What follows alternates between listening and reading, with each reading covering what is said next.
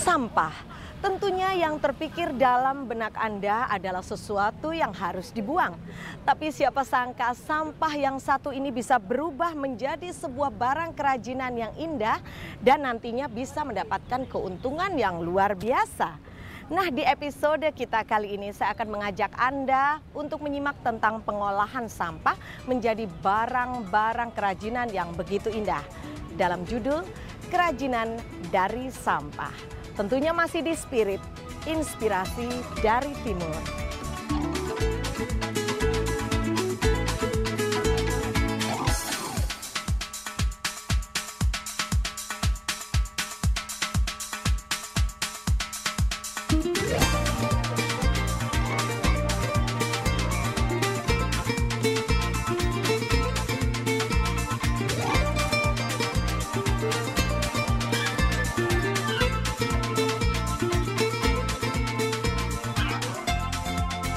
Nah pemirsa, akhirnya sampai juga saya di tempat Bu Wayan, di mana beliau ini biasanya membuat kerajinan dari daun-daun, biji-biji dan berbagai macam sampah alam. Bagaimana? Tertarik? Yuk kita ketemu sama Bu Wayan ya. Ibu, selamat siang. Selamat siang. Apa kabar Bu Wayan? Baik, baik. Aduh, bagus-bagusnya Bu. Saya pengen banget loh bisa bikin seperti ini. Boleh nanya-nanya ya Bu? Iya, silakan. Aduh, saya mau lihat-lihat dulu tuh Bu yang ada di situ ya. Iya, Aduh, silakan. warnanya cantik-cantik sekali ini Bu. Ini semua hasil kreasi Ibu ya? Betul. Cantik-cantik. Ini semua dari bahan alam Bu ya? Betul. Apa betul. saja Bu itu kira-kira bahan alamnya itu Bu? Ada dari kelopot jagung, ada dari lontar, ada dari buah-buahan yang sudah menjadi sampah gitu loh. Sudah Pada kering, umumnya sudah jatuh iya, itu ya Bu? sudah jatuh dari pohonnya. Iya, Ada iya. beberapa malah ada di halaman rumah saya. Oh, dari Gampang halaman lah. rumah sendiri malah Iya, ya Bu ya? betul. Luar biasa Ibu. Jadi sampah-sampah tanaman ini hampir di setiap rumah orang ada. Ada ya? Juga sampah dapur. Sampah dapur pun Iya. bisa diolah seperti Iya. ini ya Bu ya? Memang tidak mengira sebelumnya. Pemirsa, luar biasa apa yang diceritakan oleh Ibu Wayan ini. Saya sampai, aduh, jarang ya seseorang yang kemudian secara tidak sengaja tetapi benar-benar merasa terpanggil untuk membuat dan mengisi waktu luang ini dengan hal-hal yang positif seperti Ibu Wayan tadi. Saya kira Anda pun bisa melakukannya. Tentunya Anda ingin tahu langkah-langkah selanjutnya dari Bu Wayan ya. Tetap di Spirit, inspirasi dari Timur.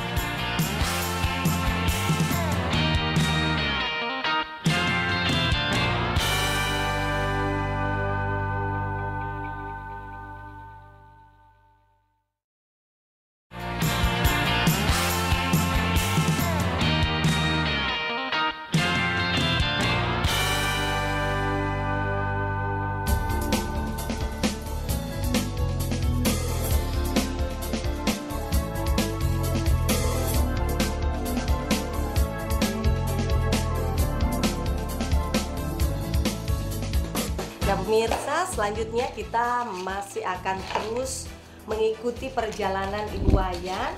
Dan di segmen kali ini yaitu proses pembuatan bunga magnolia dari kelobot jagung ya. Nah ini Bu, saya tertarik sekali dengan cara pembuatan bunga magnolia yang warnanya begitu indah ini ya Bu ya. Ini bahan-bahannya apa dan bagaimana Bu untuk memulai proses pembuatannya ini Bu?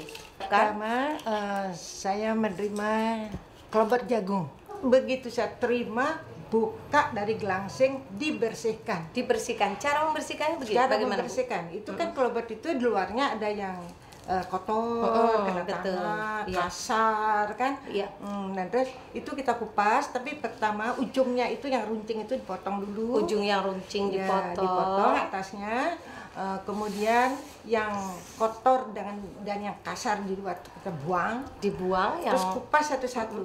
Dikupas satu-satu Kelopak itu jadi lembaran-lembaran. lembaran-lembaran, Iya. lembaran-lembaran yang mudah dan tidak cacat. Yang Misalnya ada benar-benar robek. utuh ya. Utuh, ya. Sampai ke dalam bisa dipakai Iya. untuk beberapa jenis bunga. Harus yang muda atau bisa dipakai semua yang tua juga? Bisa.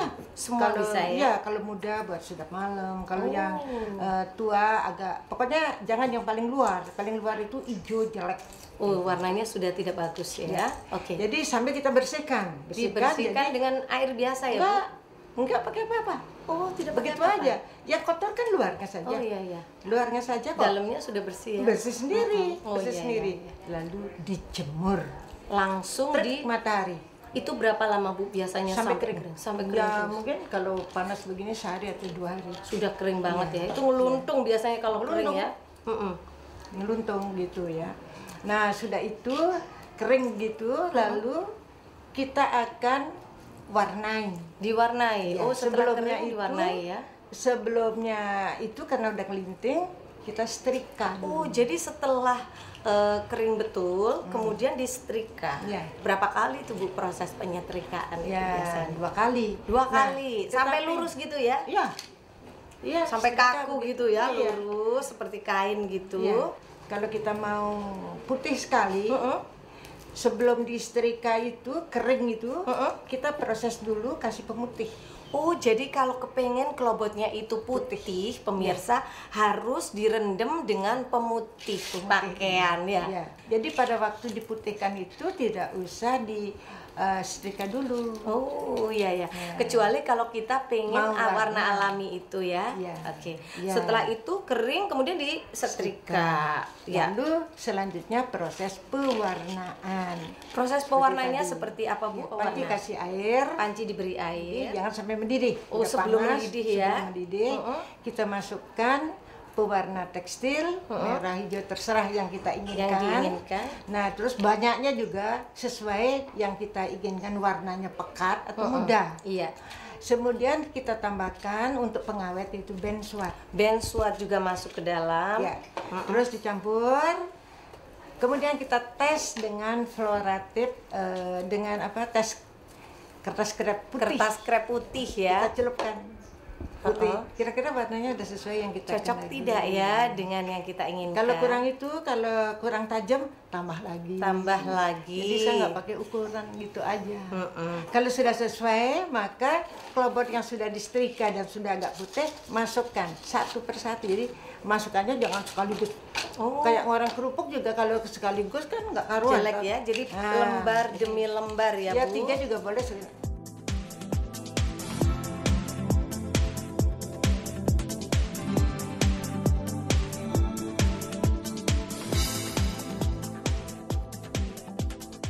Kemudian kalau sudah sesuai dengan yang kita kehendaki, angkat tiriskan. Ditiriskan sampai benar-benar airnya tidak ada. Ya. Kemudian dijemur. Di terik matahari. Proses penjemuran ini boleh nggak Bu sampai tertangkup-tangkup gini atau harus lembar demi Nggak lembar? apa-apa. Nggak Nggak apa-apa. apa-apa ya? Taruh aja. Oh ya ya ya. Terlalu Sampai lama. dingin.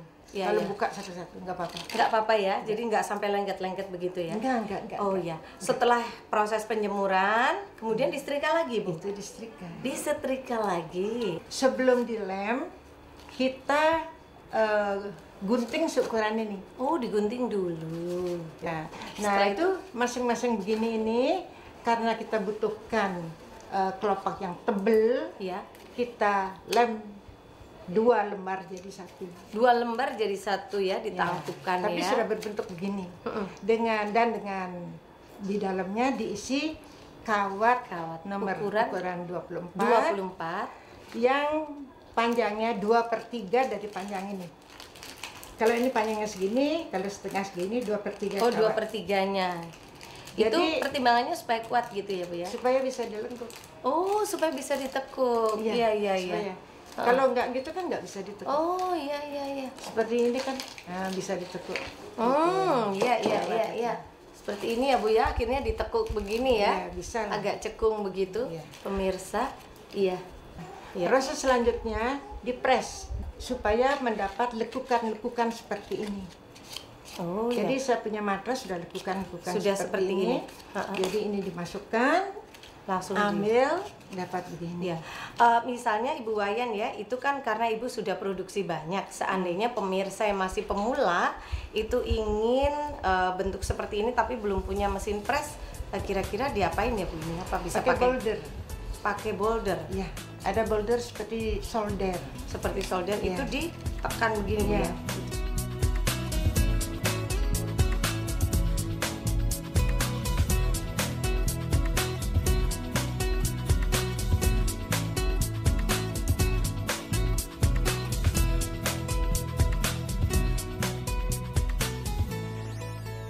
Lalu setelah kita siapkan 10 kelopak besar dan 3 kelopak kecil, kita mulai merangkai.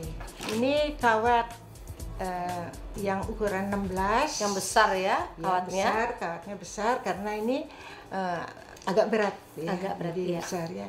Nah, itu dengan panjang 75 cm lalu digulung dengan koran. Dililit koran. Caranya gini, gitu. Oh, ditekan begini aja Dalamnya ya. kasih lem putih, tekan sampai ini keras. Sampai Kalau keras. nggak keras nanti korannya kemana, ininya bisa diambil. Oh gitu. ya, jadi harus benar-benar rekat ya. Iya. Oke. Kemudian disisakan 1 cm. Disisakan 1 Untuk cm, pemirsa naruh ini di ujungnya diberi lem ya. Ini lem apa ini Bu Wayan? lem lilin. Lem lilin pemirsa ya. Nah, Nah. ini gimana Bu? Kok bisa dimasukin itu? Ini Melubanginya adalah bagaimana? buah dari palem ekor tupai yang sudah diproses. Iya. Aslinya hitam, tapi diputihkan, terus akhirnya dijemur, dicuci yang bersih, dan dijemur jadi seperti ini. Kemudian dibor. Oh, jadi ini Jadi saya ujungnya pakai dibor ya. Mata bor sesuaikan dengan ukuran ini, Iya, 16. 16. Sehingga bisa masuk. Kemudian ujungnya diberi lem lem lilin ya. lilin, ya. Lem lilin ya Ya, yang dicairkan. Nah, udah jadi. kemudian masuk. Oke, ini untuk tengah-tengahnya ya. Nah, setelah kita dapat yang seperti ini, kemudian kelopaknya ditempel di mana nih, Bu? Nah, tempel di sini. Ini kasih lem dulu. Pas di kawatnya itu ya. Terus tempelkan. Oh, ya ya ya. Jadi kawatnya itu pemirsa langsung ditempelkan pas di ujungnya hingga merekat di korannya ya. Kemudian yang kedua lagi, ini jumlahnya 10 tadi ya. Ya, ini kita terus melingkar sampai 5. Sampai 5. Oh. Jadi kelopak pertama sudah, lalu lanjutkan kelopak kedua. Sampai selesai akhirnya jadilah seperti ini ya. Nah, ini kalau sudah ditangkupkan semuanya jadinya seperti ini pemirsa ya. Kalau misalnya tengah-tengahnya ada sarinya juga tergantung tadi variasi yang diinginkan. Nah, itulah tadi proses pembuatan bunga magnolia dari kelobot jagung ala Bu Wayan. Tentunya Anda masih bersama kami di Spirit Inspirasi dari Timur.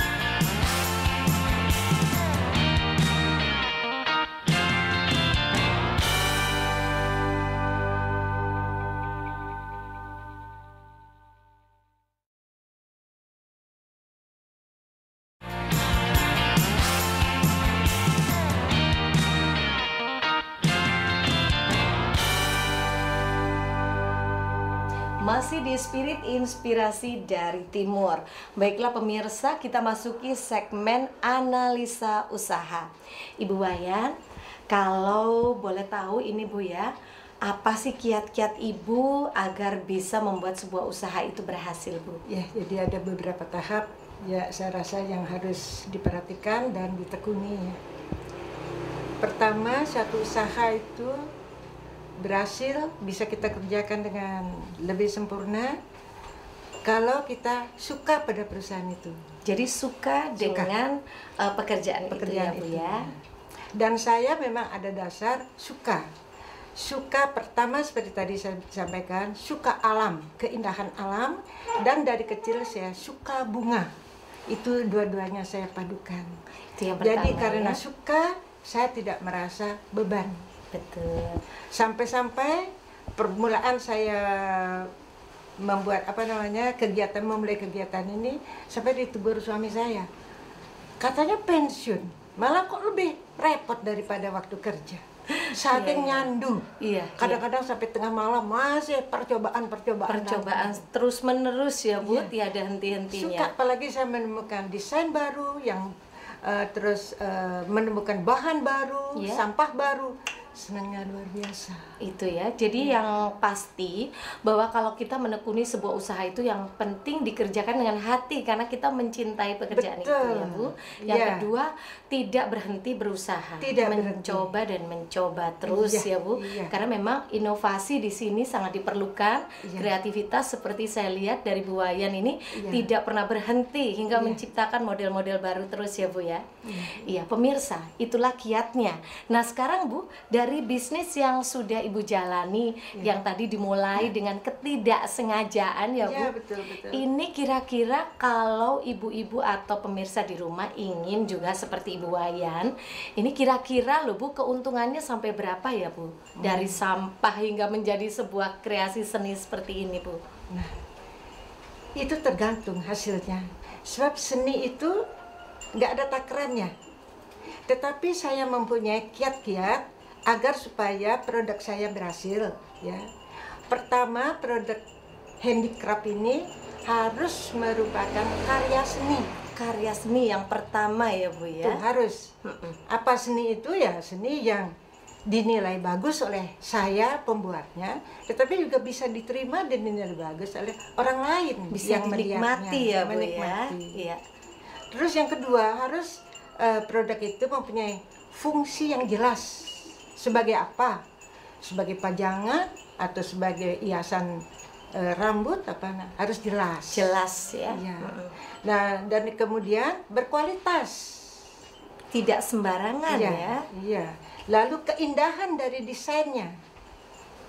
Dan lalu bagi saya, khusus untuk produk saya, ramah lingkungan. Ramah lingkungan itu yang paling penting ya Bu. Karena saya memang betul-betul ingin melestarikan lingkungan selamanya sepanjang saya masih bisa. Dan yang terakhir, mempunyai ciri khas keindonesiaan.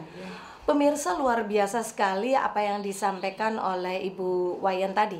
Tentunya dari hasil kerja keras ini pastinya membuahkan prestasi yang gemilang ya Bu. Di antaranya apa saja prestasi yang sudah Ibu terima atau penghargaan yang Ibu raih dalam membuat handicraft ini Bu? Ya, macam-macam. Ini saya lihat banyak sekali, ini apa aja ini Bu? Ada Kalpataru ya Bu kalau nggak salah ya Bu? Iya betul.